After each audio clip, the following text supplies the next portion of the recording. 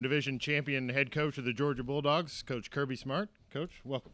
Thank you. Appreciate it, Kim. Thank you for having me. Coach, congratulations, and if you'd like to make an opening comment. Well, certainly honored and excited to be here to represent the SEC East. We've known for a little bit longer than most years that we would be here, and we've also known who our opponent's going to be.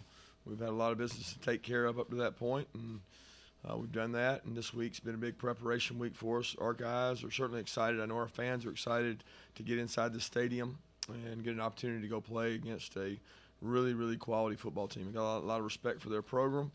It's being part of it for so long. I know a lot about it. I know a lot about their players, and they've got a fabulous football team. Our guys have created this opportunity for themselves, and we're looking forward to taking advantage of it. All right, thank you, Coach. If you have a question, raise your hand. We'll get a microphone to you. We have Amy and Emma. Okay, we've got all the way up here on the front row. Right down in front. Murray Poole, Bulldog Illustrated. Kirby, do you know updated condition of Ben Cleveland, Monty Rice, and Cade Mays playing ability for tomorrow? Very similar as has been the last previous weeks. Ben has practiced better than he has in previous weeks, but he still really be a game time decision. Cade, he got to practice a bit yesterday, and then Monty was able to practice a little bit this week as well. Okay, we'll go here over on the right, my right-hand side. Have one in the middle. May I have a question? Yep. All right, other questions? All right, there we go, Mike. Yeah, Coach, you talk about stopping the run, taking priority. Does Tua change that equation, and if so, how? Yeah, he creates a lot of parts to an equation that is really tough to figure out that equation. When it comes to their ability to run the ball, they have really good backs. They're a really explosive offensive football team. I mean, you can take the motto that they're pass first, but they're usually the path of least resistance, which in most games has been the ability to throw the ball. They certainly can run the ball, which is what makes it really difficult to defend and why you see so many lopsided scores. They're able to score a lot of points. They're really hard to stop. So we'll have to do a good job against the run. We'll have to affect the quarterback. We'll have to play a lot of one-on-one situations outside with their receivers, and that's the challenge when you play a really good football team. Okay, Coach, we'll go over here on our left on the aisle. Hey, Kirby, I just wonder, as far as DeAndre Swift goes, what has it meant to have him finally healthy this year, and what kind of effect has it had on the offense? Well, I think he's a very explosive player, so when he's at full health, certainly makes him more explosive. I think we've seen a good bit of his ability when he gets in space and his ability to create things out of the backfield. He's a talented back. He'll be playing against a really quality defense as well, and we got to get him going. Okay, we'll go back over to the right. Amy, right behind you. Right there. Question? Brandon Sudge, making telegraph. Coach, I mean, as you've looked at the dynamic of this game, can you speak on how important the special teams is? Something that y'all stress throughout the year, but how important is it in a game like this against a team like Alabama? Well, I always say the closer two teams are, the more special teams has a bearing. I certainly think that special teams is going to be critical in every game. Not necessarily more important in this game than any other game previous. We spend a lot of time and energy, and we put a lot of our best players on special teams units. So do they. And when you look across the board, I think those plays, you'll see elite talent matched up against elite talent. You'll see a lot of really good matchups that maybe the game within the game, a lot of people don't notice, but we think that our special teams are ready to go. We work really hard on them. So I'm excited to give the guys an opportunity to go out and play. They've got a really great challenge. Their punt returner is incredible. Their kickoff returner is incredible. They have really good returners, and they have good people blocking for them. So. Okay, other questions, raise your hand. We'll get a microphone. We'll go over here on the right on the aisle. Great call, your Action Sports and News. Coach, you talked earlier about your success that you had there in Alabama. But now that you are here and building your own program, do you, and people always try to connect you back to that success or that tree, do you find it motivating as you establish your own program for success, or is that kind of like the curse of that success?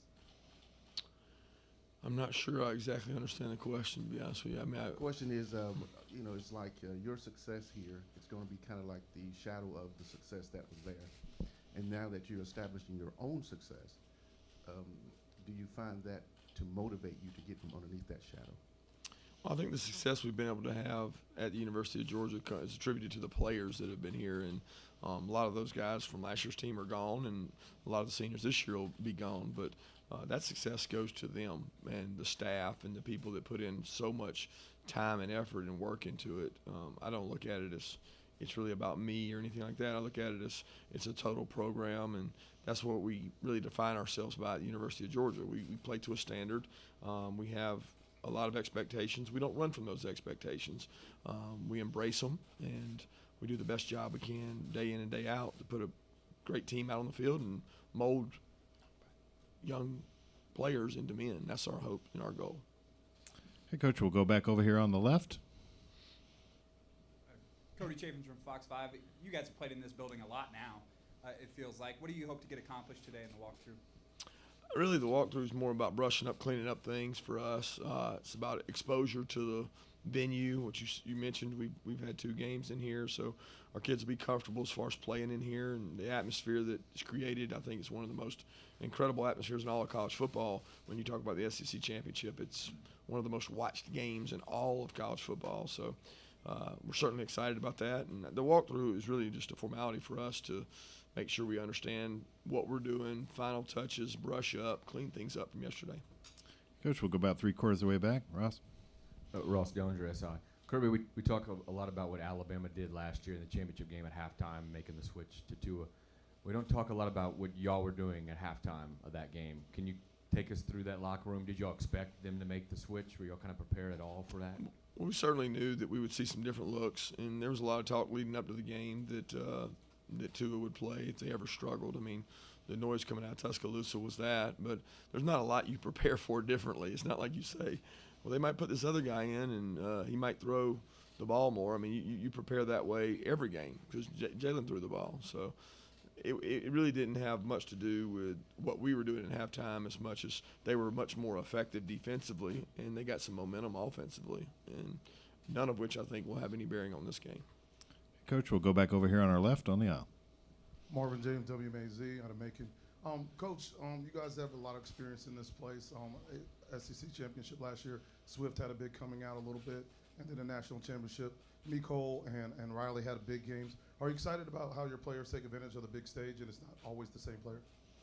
Well, yeah, I'm excited the opportunity that we get to find out who it is. I mean, we've had that kind of all the way throughout the year. I mean, we've had different defensive players have really good games. Different guys have led the team in tackles in different games. And then offensively, like you mentioned, you might be J.J. Holliman one game, Riley one game, Nicole, Terry, Swift, Holyfield. A lot of different guys have made plays, and a lot of that is circumstantial. It's not by intent. It's not by design. It's you take what the defense gives you.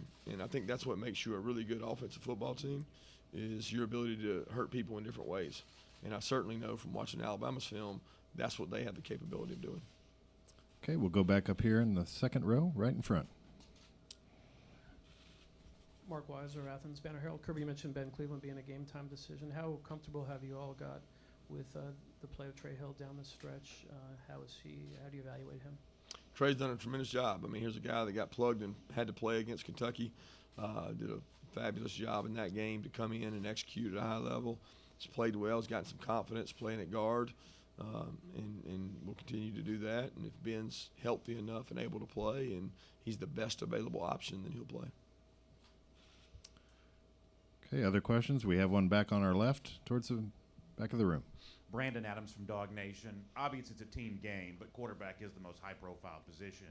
Last year, Jake Fromm played against Baker Mayfield, very well-known quarterback, and his team earned the win.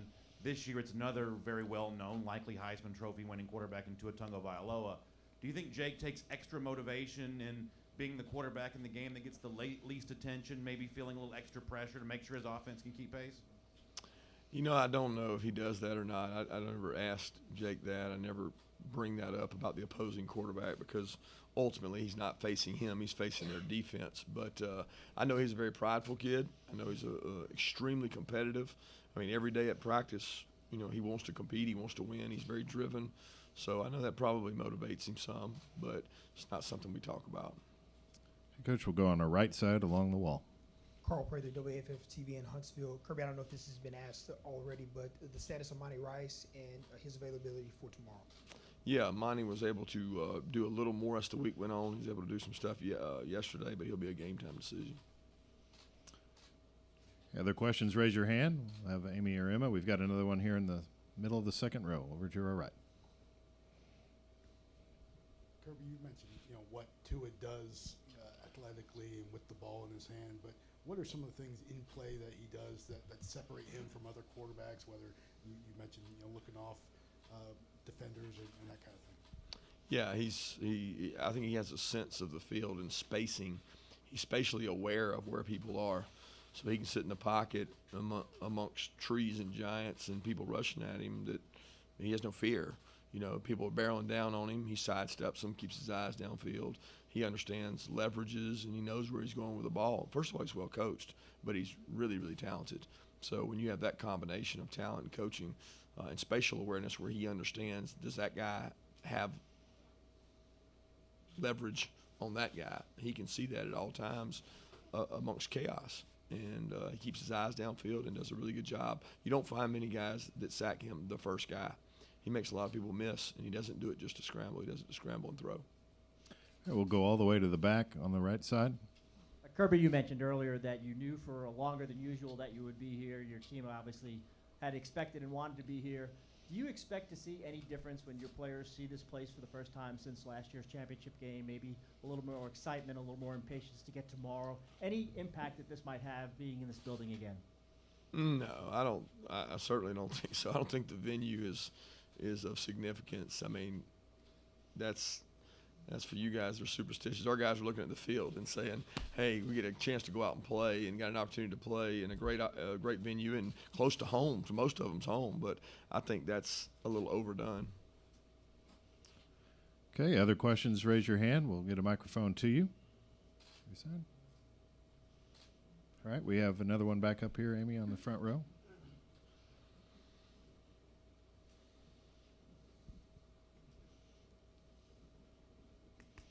If the team has a great week of practice, is that always a good sign that you're going to play well in the game? Or conversely, sometimes have a poor week of practice, they'll have a good game. Is that kind of hard for coaches to quantify what they're going to do? Yeah, it's extremely hard to quantify because I think every coach would tell you he had a good week of practice leading up to the game. I've never heard one say, man, we practiced like dogs this week and just didn't do much. So I've never been around anybody that was willing to say that. And I think that each week of practice, you may, with inside, know how you practice deep down inside, but whether that has an effect or not, I don't think so because I've seen it go both ways.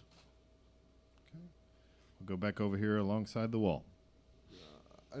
Another question to follow up on special teams.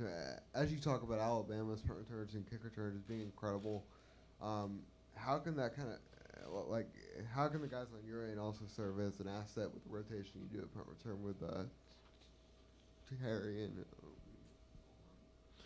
Well, we have good returners. I mean, I'm openly to say Miko's very talented. We do a good job holding up for him, and he's a talented kickoff returner as well. So that's a big part of the game. But their coverage unit on punt and their coverage unit on kickoff is really incredible, and it affected us last year in the game. We had a couple possessions that started backed up from a kickoff perspective. So both teams put a lot of demands on the special teams, which is why it'll be a critical part of the game.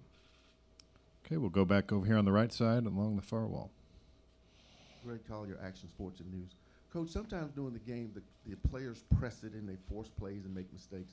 As a coach, when you're getting prepared for the game like this, how do you not overthink it or over-prepare for it? Well, I think you put people in the situation they're going to be in as much as possible. So we put a lot of demands on our preseason practice, on our practices leading up to the first game, all the way through the season. So we don't look at it as the moment is bigger than you. We look at it as we've been in a lot of big moments. We've had a lot of pressure moments. We want to go out and play, and I think the best coaching job you do is when you have your team prepared to play and not anxious and not too much anxiety. So you want to be confident, you want them to be serious, and you want to be focused. Okay, last call for questions. If you have a question, raise your hand. We've got another one up. Emma, if we can get the one right here up in the front. Colin Hughley, the Red and Black. Kirby, all year long you've used the term work in progress as how you've described the team. Just for that vision of where you want to get with how the team plays, have you seen that come into view this last week or two? Do you expect to see that tomorrow? Have we gotten better? Yeah. Are we where we need to be? No, we're not where we need to be. We've got a lot to improve on, and I don't think that improvement is ever over. I mean, as a coach, when do you ever think you've arrived? I mean, we certainly have not arrived. We've got a lot of areas to improve on, but the work in progress statement, we have been that, and we have shown improvement in areas.